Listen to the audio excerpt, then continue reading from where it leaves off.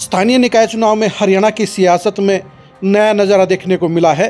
यह भी कह सकते हैं कि हरियाणा की सियासत में उल्टी गंगा बहती हुई नजर आई है और यह भी कह सकते हैं कि कांग्रेस वाली बीमारी बीजेपी को लग गई है। नमस्कार, मैं हूं कुलदीप शरण।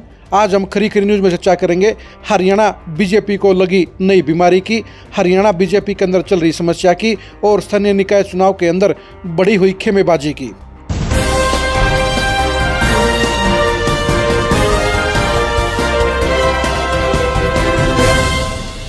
आज से हरियाणा के स्थानीय निकाय चुनाव में नामांकन भरने का टाइम शुरू हो चुका है, लेकिन बीजेपी अभी तक अपने चेयरमैनों, अपने मेयरों और चेयरपर्सनों की सूची जारी नहीं कर पाई है।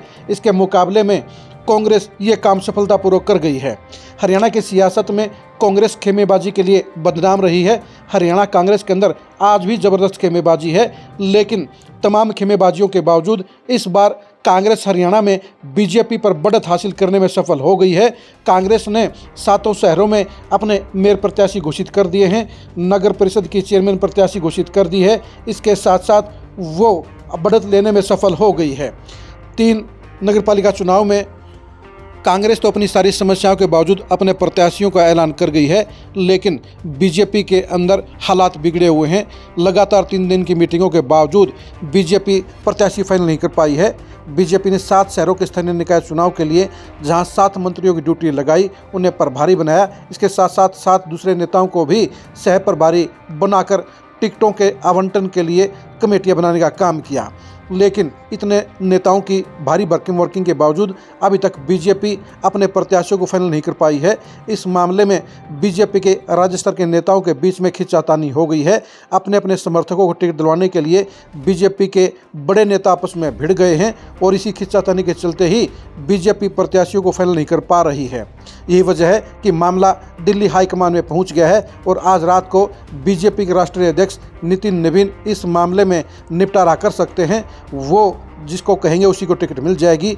लेकिन सबसे बड़ी असर की बात यह है कि जिस बीजेपी के अंदर अनुशासन नाम का सबसे ज़्यादा डंका पीटा जाता है, जिसमें एक इकाई बनकर काम किया जाता है, उसी बीजेपी में नेताओं की आपसी खींचातानी इतनी ज़्यादा हो गई है कि पहली बार वो कांग्रेस के सामने पिछड़ गई है।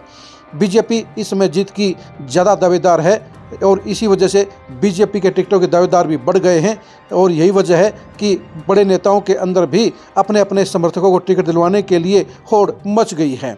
बीजेपी के लिए जहां मुख्यमंत्री नायब सैनी भी वर्किंग कर रहे हैं, वहीं पूर्व सीएम मनोहर लाल खट्टर भी मैदान में डटे हुए हैं। इसके साथ साथ कई सांसद और पार्टी के प्रदेश अध्यक्ष भी स्थानीय निकाय चुनाव को लेकर लगातार एक्टिव चल रहे हैं।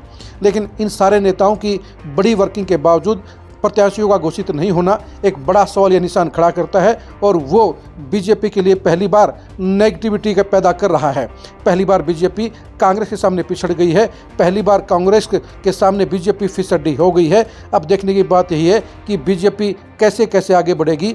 बीजेपी के लिए दिक्कत यह है कि केंद्रीय मंत्री राव इंद्रजीत भी प्रेशर पॉलिटिक्स के जरिए उसे झुकाने के लिए लगातार कोशिश कर रहे हैं और बीजेपी उनके आगे झुकती हुई नज़र आ रही है, सरेंडर करती हुई नज़र आ रही है, घुटने टेकती हुई नज़र आ रही है। और यही वजह है कि छोटी बड़ी दिक्कतों के साथ साथ पार्टी के बड़े नेताओं के हित टकरा रहे हैं और यही वजह है कि पार्टी अभी तक प्रत्याशियों के नाम फाइनल नहीं कर पाई है, पार्टी प्रत्याशियों को घोषित नहीं कर पाई है।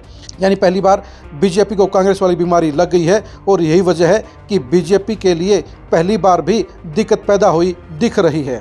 अब देखने की बात यही रहेगी कि बीजेपी इस नई समस्या से, नई बीमारी से कैसे पार पाती है और किस तरह से बेस्ट प्रत्याशियों का चयन करके घोषित करने का काम करती है।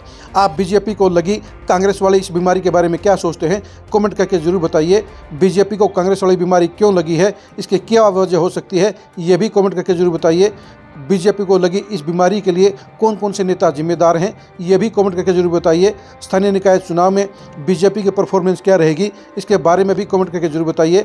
आप स्थानीय निकाय चुनाव में बीजेपी नेताओं की परफॉर्मेंस को जानने के लिए और इस नई बीमारी की हकीकत को जानने के लिए लगातार खरी खरी न्यूज़ के साथ बने रहिए। आप हमारे फेसबुक पेज को फॉलो कीजिए, आप हमारे यूट्यूब चैनल को सब्सक्राइब कीजिए। नमस्कार।